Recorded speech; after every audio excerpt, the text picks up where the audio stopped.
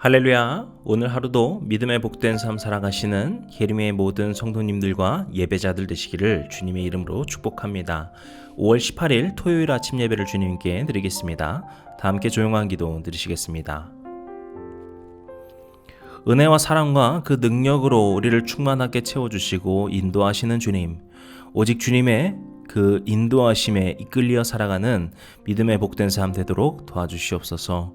오늘 우리의 삶의 모든 것들을 주님께 먼저 맡겨드리고 아뢰는 믿음의 삶 되기를 원합니다.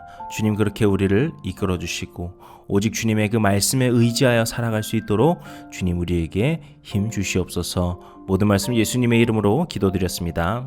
아멘. 오늘 함께 고백할 시편의 찬양은 시편 21편 3절에서 4절까지의 말씀입니다. 주의 아름다운 복으로 그를 영접하시고 숨근 관을 그의 머리에 씌우셨나이다. 그가 생명을 구하매 주께서 그에게 주셨으니 곧 영원한 장수로소이다. 아멘. 오늘 우리에게 주시는 하나님의 말씀은 사도행전 8장 26절에서 40절까지의 말씀입니다. 주의 사자가 빌립에게 말하여 이르되 일어나서 남쪽으로 향하여 예루살렘에서 가사로 내려가는 길까지 가라 하니 그 길은 광야라. 일어나 가서 보니 에티오피아 사람 곧 에티오피아 여왕 간다게의 모든 국고를 맡은 관리인 내시가 예배하러 예루살렘에 왔다가 돌아가는데 수레를 타고 선지자 이사야의 글을 읽더라. 성령이 빌립더러 이르시되 이 수레로 가까이 나아가라 하시거늘 빌립이 달려가서 선지자 이사야의 글을 읽는 것을 듣고 말하되 읽는 것을 깨닫느냐? 대답하되 지도해주는 사람이 없으니 어찌 깨달을 수 있느냐 하고 빌립을 차왕하여 수레에 올라 같이 앉으라 하니라. 읽는 성경 구절은 이것이니 일렀을 그가 도살자에게로 가는 양과 같이 끌려갔고 털 깎는 자 앞에 있는 어린 양이 조용함과 같이 그의 입을 열지 아니하였도다. 그가 굴욕을 당했을 때 공정한 재판도 받지 못하였으니 누가 그의 세대를 말하리요 그의 생명이 땅에서 빼앗김이로다 하였거늘. 그 내시가 빌립에게 말하되 청컨대 내가 묻노니 선지자가 이 말한 것이 누구를 가리킴이냐 자기를 가리킴이냐 타인을 가리킴이냐. 빌립이 입을 열어 이 글에서 시작하여 예수를 가르쳐 복음을 전하니 길 가다가 물 있는 곳에 이르러 그 내시가 말하되 보라 물이 있으니 내가 세례를 받음에 무슨 거리낌이 있느냐. 이에 명하여 수레를 멈추고 빌립과 내시가 둘 다 물에 내려가 빌립이 세례를 베풀고 둘이 물에서 올라올새 주의 영이 빌립을 이끌어 간지라. 내시는 기쁘게 길을 가므로 그를 다시 보지 못하니라. 빌립은 아소도에 나타나 여러 성을 지나다니며 복음을 전하고 가이사랴에 이르니라. 아멘.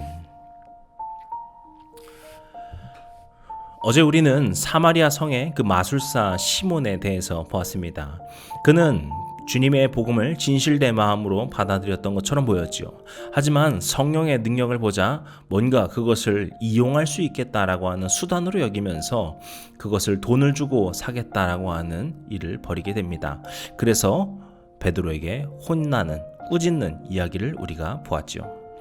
오늘 말씀에선 이제 이러한 시몬의 모습과 약간은 다른 인물이 나타납니다. 27절에 나오는 에티오피아 여왕의 국고를 맡은 관리인 내시입니다.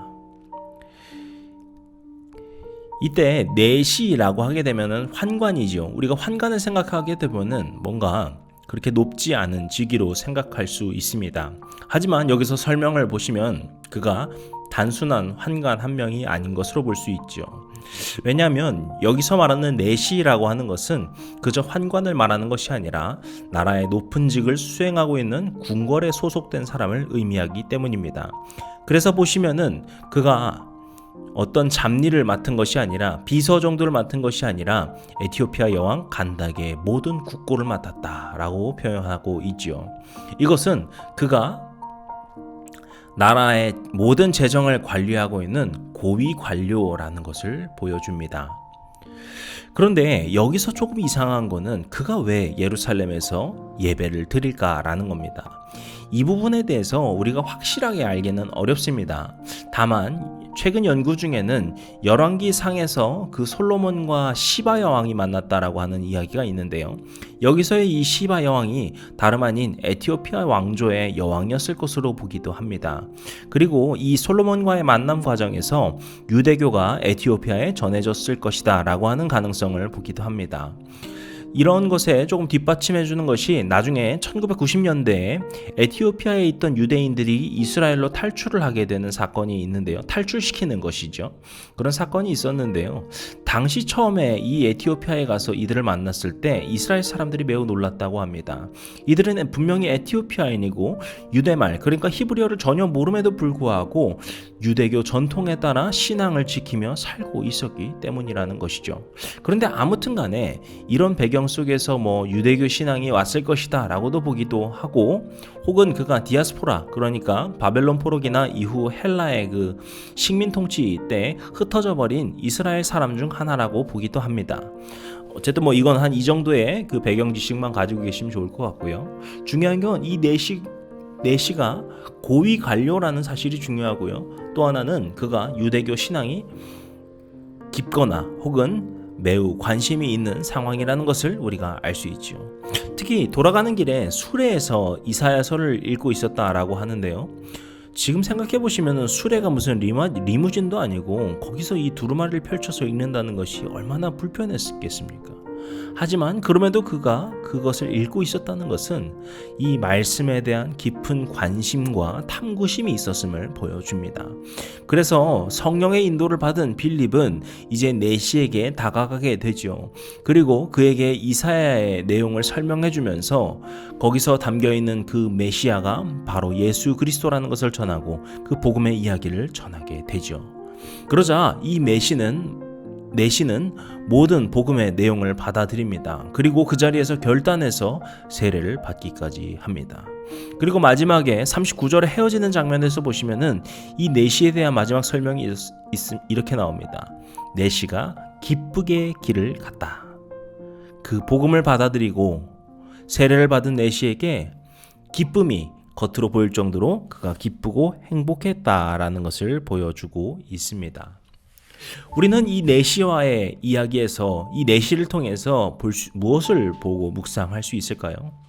첫 번째는 주님의 그 복음에 대한 철저한 겸손함을 우리가 볼 수 있습니다. 앞서 설명드린 것처럼 이 내시는 그냥 환관 중 한 명 정도가 아니라 그 에티오피아 왕국의 모든 국고를 맡고 있는 굉장히 높은 고위 관직자입니다. 그렇기에 이런 사람이라면 얼마든지 교만함에 빠질 수 있습니다. 복음도 하찮게 여기고 내가 어쩌면은 그 신보다도 더 대단한 사람이라고 자기 잘난 맛에 사는 그런 사람이 되기가 쉽지요.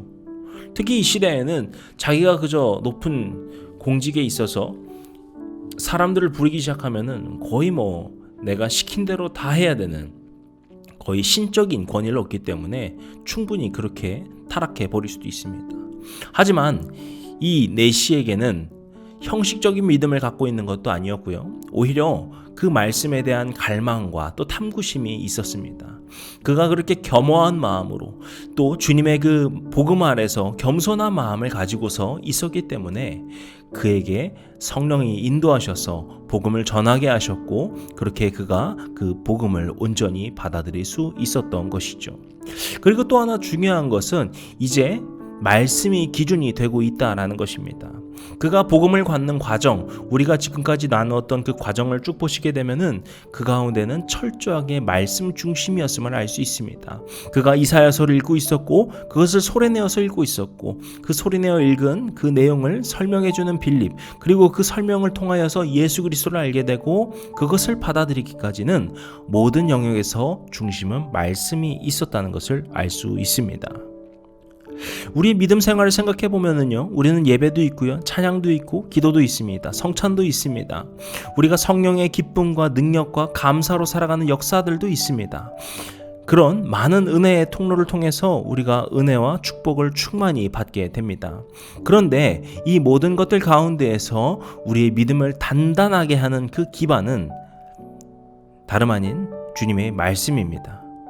우리가에게 주어진 그 계시, 그 말씀을 통하여서 우리의 믿음이 단단해지는 것이죠. 우리가 이렇게 매일 아침 말씀을 보고 나누는 건 역시 이 말씀을 보고 나누는 과정을 통하여서 우리의 믿음의 근육이 단단해질 수 있기 때문입니다. 사랑하는 성도 여러분, 오늘 우리도 이 4시의 모습을 기억하시면서 마지막으로 정리한 2가지를 기억하길 원합니다. 우리가 어떠한 상황 속에서도 겸손함으로 살아가길 원합니다. 복음에 대하여서도 그렇고 우리의 삶의 모든 자세에서도 오직 주님께서 능력자 되시기 때문에 주님 앞에서 겸손한 마음으로 살아갈 때 주님께서 놀랍게 일하여 주실 것입니다. 그리고 우리의 삶의 모든 중심이 오직 주님의 말씀으로 서기를 원합니다.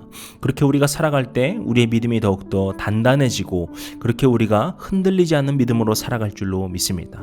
우리가 이 2가지를 기억하면서 믿음으로 살아가는 매일의 삶, 오늘의 삶 되시기를 주님의 이름으로 간절히 축복합니다.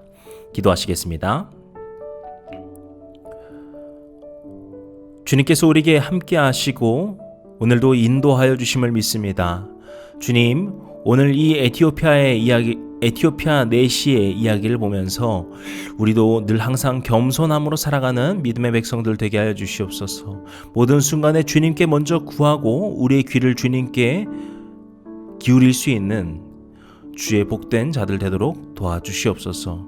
우리의 삶의 모든 순간을 인도하여 주시고 만져주시는 주님, 오직 주님을 의지하여 살아가는 믿음의 복된 삶 되도록 오늘 우리 하루의 삶을 축복하여 주시옵소서. 오직 주님께 아뢰오며 모든 말씀 예수님의 이름으로 기도드렸습니다. 아멘. 이제 우리 주기도문 함께 드리시고 오늘 예배를 마치도록 하겠습니다. 하늘에 계신 우리 아버지여, 이름이 거룩히 여김을 받으시오며 나라의 마옵시며 뜻이 하늘에서 이룬 것 같이 땅에서도 이루어지이다. 오늘날 우리에게 일용할 양식을 주옵시고 우리가 우리에게 죄진 자를 사하여 준 것 같이 우리 죄를 사하여 주옵시고 우리를 시험에 들게 하지 마옵시고 다만 악에서 구하옵소서. 나라와 권세와 영광이 아버지께 영원히 있사옵나이다. 아멘.